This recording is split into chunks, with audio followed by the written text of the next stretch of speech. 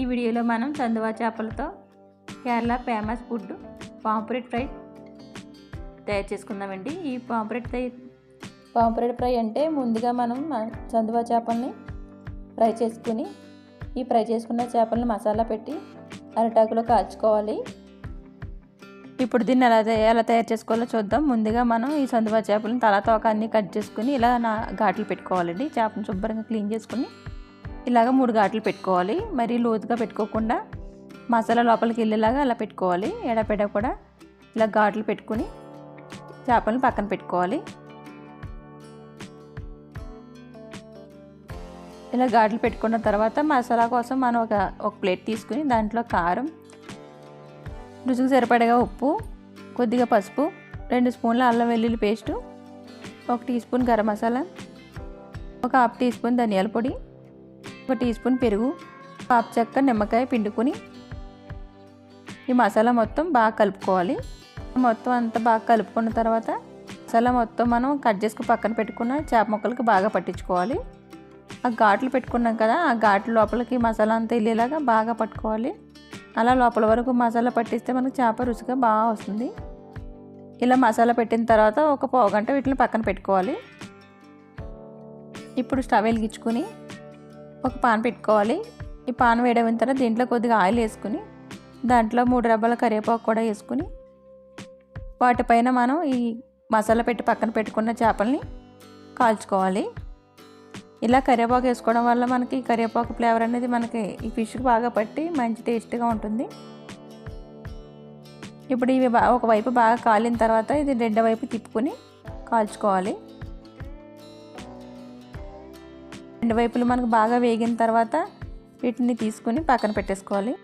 ఇప్పుడు మసాలా తయారు చేసుకోవడం కోసం స్టవ్ వెలిగించుకొని పాన్ పెట్టుకుని ఒక 2 స్పూన్ల ఆయిల్ వేసుకోవాలి। దీంట్లో ఒక 1/2 కప్పు ఉల్లిపాయ ముక్కలు వేసుకుని ఇలాగ సన్నగా కట్ చేసుకున్న పచ్చిమిర్చి కూడా వేసుకుని బాగా వేపుకోవాలి।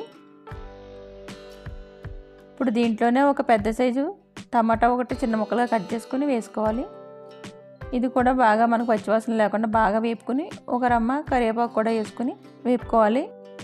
ఇప్పుడు మనకి ఉల్లిపాయ టమాటా బాగా వేగిన తర్వాత దీంట్లో కొద్దిగా పసుపు, 1 స్పూన్ కారం, రుచికి సరిపడగా ఉప్పు, కొద్దిగా అల్లం వెల్లుల్లి పేస్టు వేసుకుని బాగా కలుపుకోవాలి। ఈ మసాలా మొత్తం ఈ ముక్కలకి అంతా పట్టేలాగా బాగా వేపుకోవాలి। దీంట్లోనే కొద్దిగా గరం మసాలా, కొద్దిగా జీలకర్ర పొడి కూడా వేసుకుని ధనియాల పొడి కూడా వేసుకుని మసాలా అంతా కూర అంతా బాగా కలుపుకోవాలి। కొత్తిమీర కూడా వేసుకోవాలి। ఈ కొత్తిమీర కూడా వేసుకున్న తర్వాత ఈ మొత్తం అంతా బాగా కలుపుకొని ఒక 5 మినిట్స్ దాన్ని ఉడికించుకోవాలి। ఇలా ఉడికించుకుని పక్కన పెట్టేసుకున్న తర్వాత ఇప్పుడు స్టవ్ పైన మనం అరిటాకు వేడి చేసుకోవాలండి। ఇలా అరిటాకు వేడి చేసుకోవడం వల్ల మనం పొట్లం కట్టుకునేటప్పుడు అరిటాకు చిరిగిపోకుండా మెత్తగా ఉంటుంది। అందుకని ఇలా కొంచెం ఆకుని వేడి చేసుకోవాలి। ఇలా వేడి చేసుకున్న అరిటాకులో మనం తయారు చేసి పక్కన పెట్టుకున్న ఈ మసాలా మిశ్రమాన్ని ఇలా సర్దుకోవాలి। ఇలా ఆకు మధ్యలో సర్దుకున్న తర్వాత దీనిపైన మనం వేపుకుని పక్కన పెట్టుకున్న ఒక చేప తీసుకుని ఈ మసాలా పైన పెట్టుకోవాలి। ఇప్పుడు ఇలా చేప పెట్టుకున్న తర్వాత దీనిపైన కూడా కొంచెం మసాలా వేసుకుని చేప మొత్తం అంతా సర్దుకోవాలి। తర్వాత మనం ఇప్పుడు ఈ అరిటాకుతో పొట్లం కట్టుకోవాలి। ఇలా పొట్లం కట్టుకున్న తర్వాత దీన్ని దారంతో ముడేసుకోవాలి। ఇలా ముడేసుకోవడం వల్ల మనకు పొట్లం విడిపోకుండా చేప మనకు లోపల వరకు బాగా కుక్ అవుతుంది।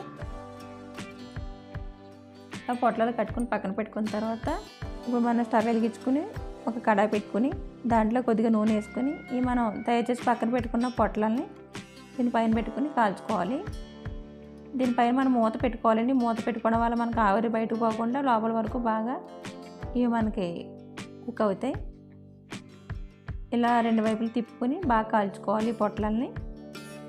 ఇలా మనం పొట్లాలు బాగా కాల్చుకోవడం వల్ల అరిటాకు ఫ్లేవర్ కూడా చేపకు పట్టి చేప చాలా టేస్ట్గా బాగా వస్తుంది।